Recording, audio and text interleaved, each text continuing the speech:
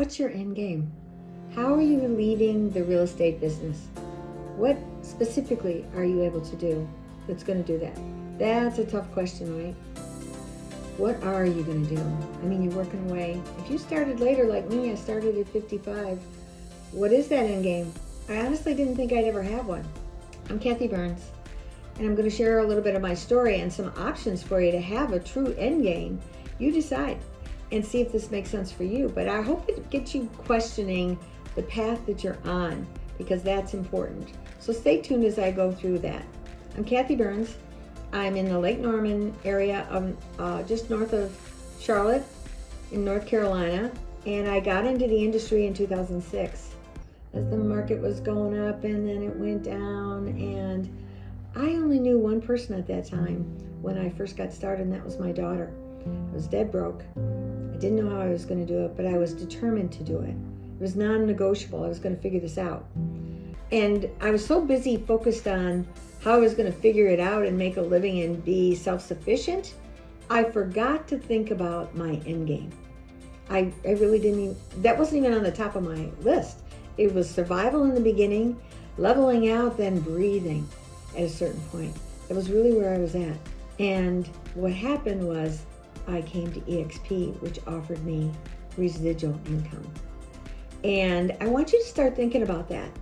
If you're, 40 and over, are you thinking about how you're going to stop? How long you've been in this industry? Because for me, in the beginning, it was all about, how do I just build this business? How do I pay the bills? How do I have a little money left over to even pay the taxes? How do I get some of the things that I'd like? I didn't buy a house. I started in the industry in 2006. My very first house I was able to even buy, because my credit, everything, was 2016. And the truth is, that was the first house I bought in my adult life. Let's see, I was 66 friggin' years old. Whew. So now I got the house. Of course, there's expenses with the house, and you can make a good living, but what's your end game? What is your end game? Because man, you can be just getting by. You can make a lot of money and still be getting by. If I had to do things over, I would do a lot of things different, I'll tell you that. One of the things is I would be focused on how I could do some residual income. Now, most realtors, when they're thinking how they're going to build that residual income, it's buy rental property. And my mom did that. She had 5 rental homes. Her vision was she had one for each child that she would leave to them on her passing. However, they would provide an income opportunity for her as residual income when she wanted to slow down, when she wanted to retire. And that helped. But I'll tell you what, as much as she did have money in her account when I actually started taking care of her, because she had dementia, she still had her license, I think, till she was, 85 years old. Oh my gosh, doesn't that sound depressing? Now, she was proud of it, because in her state, being a broker was a really big deal, and she became a broker early on. And she worked hard to attain that. And she loved her job. She really did. And she loved working with her clients. And she did a good job. She was very sharp, very systemized, very organized, and also extremely stressed, because she was going 24/7. And she was raising my sisters, because there's a big age gap between us. And she was tough, boy. Whew.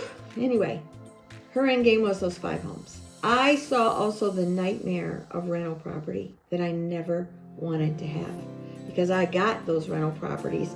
Fortunately, we were down to 2 when I started taking care of her, and they were in bad shape because they hadn't been maintained. Their rental price point was a lower price point, so our audience of our tenants was not the most careful in a house, and so there was a lot of mess going on with that. And also, that was in Georgia and I live in North Carolina.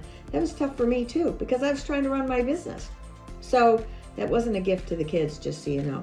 Not beating you up, Mom, but just saying to you other realtors, you're not doing your kids a favor unless you really got them paid off. Hers were paid off. Yeah, they were paid off.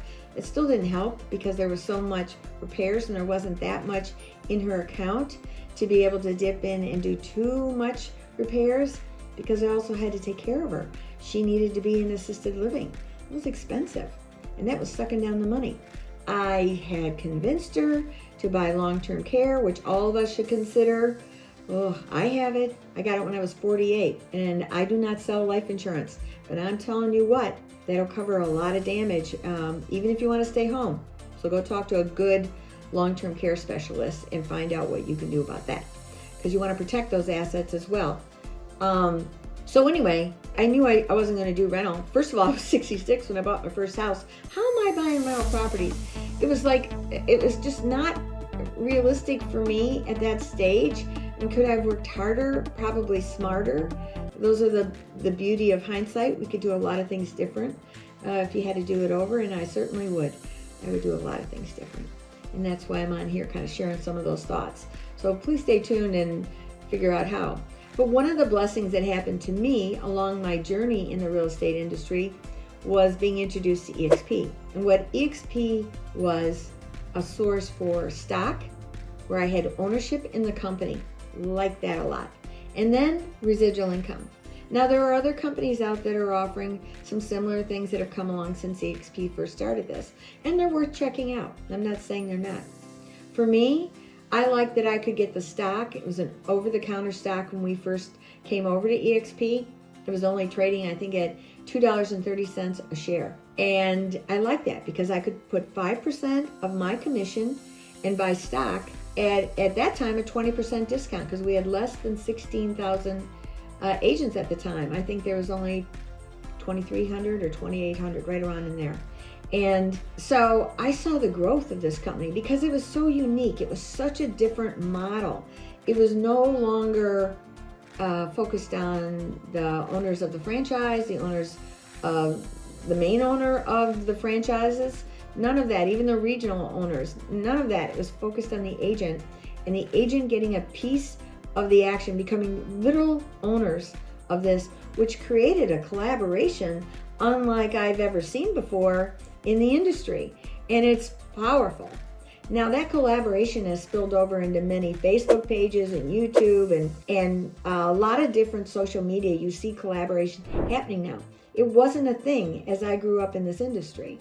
So I am grateful for it. I'm especially grateful for it in EXP because we all have an agenda. If you do good, then the stock does good, and I do good. We all do good. So it's like rising all ships, and it's a powerful idea. And Glenn Sanford, the founder of the company, really came up with something with that. He really was a forward thinker on that whole idea because he was an agent himself, and he was a former high-level KW agent. But he saw that he couldn't have ownership, and he wanted ownership. Like all of us want that end game, right? How are we going to live the time and financial freedom that we want? Well, in addition to the stock, there was another way that we could do it. We could be awarded stock. If we talked to our fellow agents who we told them how much we liked it over here, they would come check it out, and they did, and they liked it, and they came over. We were awarded stock on what they did as far as like their first transaction. There was, at that time, there was a number of stocks that you got. Now it's evolved through the years, and now it's a dollar figure. I want to say it's 200 or 400 that buy stock. Now that's vested for 3 years. That's all right. That's a smart business move, because doing that means that it's going to stay there for 3 years for them and for me. Don't give the stock out to somebody if they didn't earn it, right? Stick around, or don't stick around. If you don't want to stick around, that's fine. You didn't have it anyway, right? Well, for me, I knew I was going to stick around because I was liking this more and more and more. The collaboration for me was one of the big things. That was probably number one. The stock was number two, and the fact that I could earn stock like that was number three. But then when I found out that when I brought those agents over, I was paid a piece of the 20% on that 80-20 split to the company. The company was willing to give me back pieces of that 20% that those agents were turning into the company. Well, and the structure was modeled after actually KW's profit sharing plan. And however, their program pays on the profits. In 2023, this year that we're just ending up, profits sucked. They were in the tank. And so most of those people got pennies if they got anything. And many of the different offices were shutting down or commingling and becoming one. So the profits were thinner and thinner and thinner, despite how many agents they brought over. And they used to have it as a program at KW, even if you quit after a certain vesting period, you would still get your profit share. Well, they started eliminating that. And that was just a smart business decision. I get it. At EXP, our rev share is something that we get. I did some analysis on the dollar figures that I'm getting to, like, how much money would I have to have in a bank, like say a CD? How much money would I have to have in that account to be averaging $5,000 a month in income? Now, $5,000 a month in income is not a fortune. Is it a nice chunk? I'll take it. It's a great base. Is that my freedom number? No. $15,000 a month would be my freedom number. And by freedom number, where I could really do what I want to do. I could still sell real estate if I wanted to. I could go sit on the beaches if I wanted to. I could travel around the world. I'm older. I would like to slow down my business. And the truth is, that's exactly what I'm able to do now.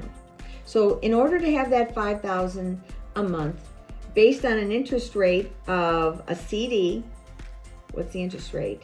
The interest rate was a little over 5%. I would have to have $1,043,478. So I don't have $1 million.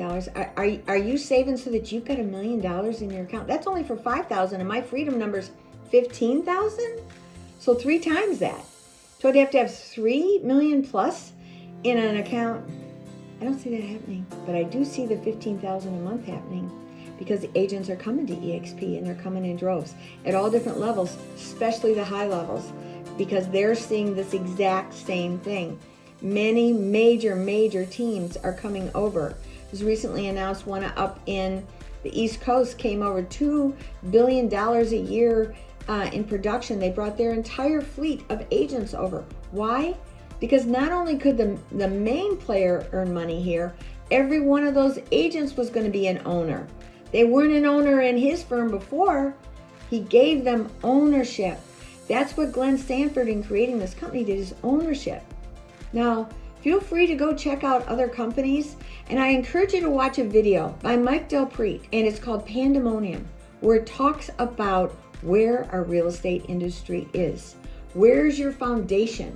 Take a look at the old-fashioned model, the brick and mortar versus the meta. You research whatever company you want. Me, I'm sold on EXP because there is an end game here. I'm already feeling it. I already have my freedom, and that's a real Cobra in my garage, not a little toy one on my desk that I've had for so many years. Yeah, my life has been changing dramatically since I came over here. I still have building my business. I focus on waterfront listings. That's my niche. However, I am now able to slide out of that because I'm building that freedom number, and you can too. But you've got to decide how you're going to do it. So when those recruiters are calling, take a look at all of them. Do your homework. Go on to Mike Del Prete's video. I think it's 30 minutes long. Find out where the strength is in this industry. Hitch your wagon to that star. You may like EXP, you may like some of the others. Pick whatever you want. But if you're the one that's looking for the kind of freedom I'm talking about, and you want to talk to me, hallelujah, come talk to me, because I would love to partner with you if that's your kind of style. If it's not, it's okay. Go do you. But I do hope that you have an end game figured out. Otherwise, you will be that guy putting the sign in till you're old and decrepit. And that is not the life I'm sure you want to live. So, that's it for today. I hope you liked it, and I hope you stay tuned for more, and I hope you share this with people. And please subscribe and like it if you will.